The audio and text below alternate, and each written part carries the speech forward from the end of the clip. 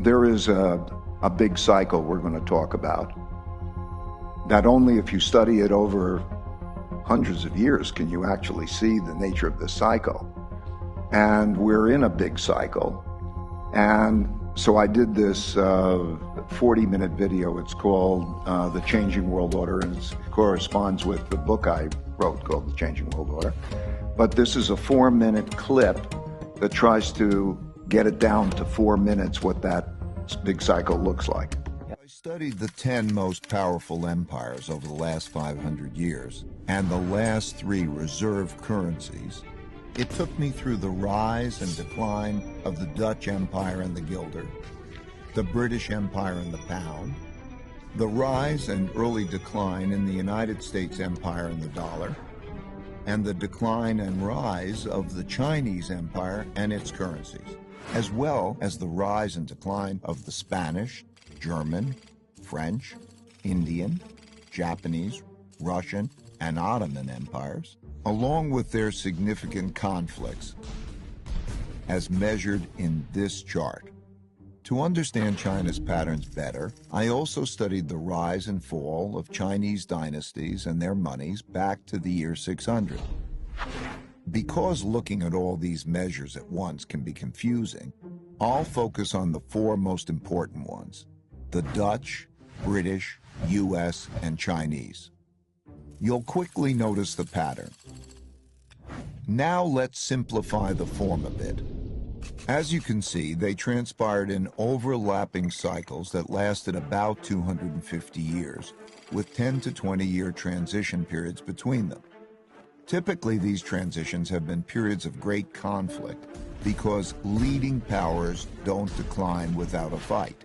So how am I measuring an empire's power? In this study, I used 8 metrics. Each country's measure of total power is derived by averaging them together.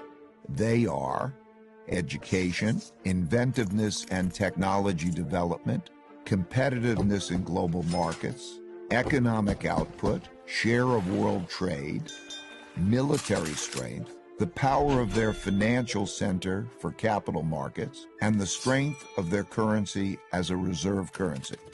Because these powers are measurable, we can see how strong each country is now, was in the past, and whether they're rising or declining. By examining the sequences from many countries, we can see how a typical cycle transpires.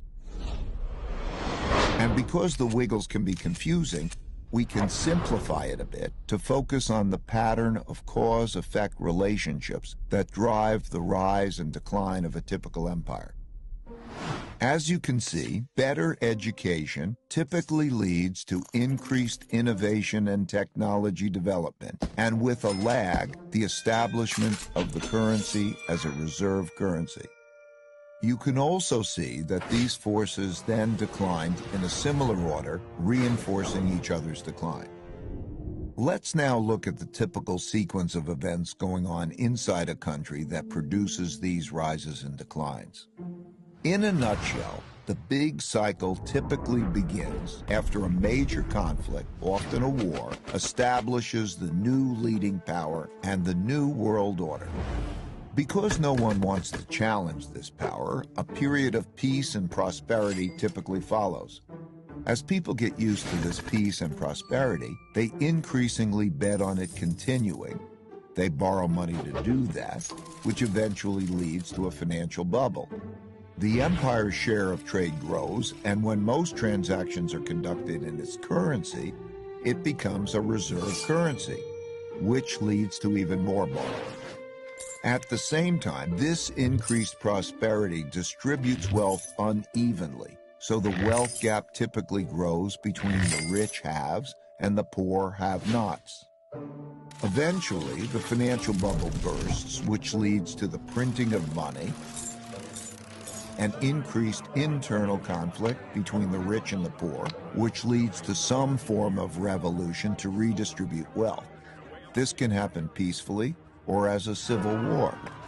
While the empire struggles with this internal conflict, its power diminishes relative to external rival powers on the rise. When a new rising power gets strong enough to compete with the dominant power that is having domestic breakdowns, external conflicts, most typically wars, take place. Out of these internal and external wars come new winners and losers. Then the winners get together to create the new world order, and the cycle begins again. That's the best I could do in 4 minutes, but it's a lot more complicated.